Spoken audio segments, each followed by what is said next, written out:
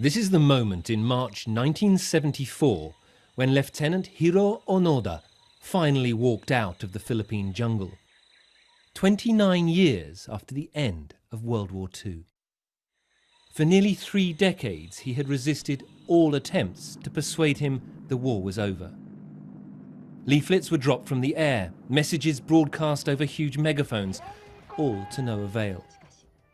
Finally, his wartime commander flew to the Philippines, walked into the jungle, and ordered Lieutenant Onoda to surrender.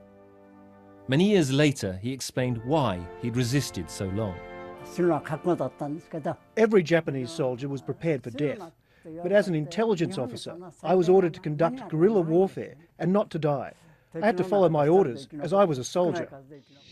In Tokyo, Lieutenant Onoda was met by huge cheering crowds, and at the bottom of the steps, his elderly father and mother. The last time they'd seen their son, he was 22 years old. Now, he was 52.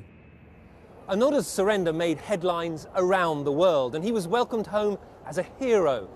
But the Japan he returned to had completely changed. The emperor was no longer the god that he had promised to die for, and Tokyo had become a massive metropolis of 20 million people. He didn't like it at all. A year later, he headed to Brazil, where he bought a cattle ranch.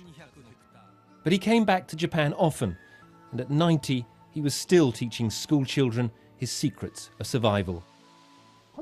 Lieutenant Onoda was the last relic of another age. To some a fanatic, but to many more a hero. Rupert Wingfield-Hayes, BBC News in Tokyo.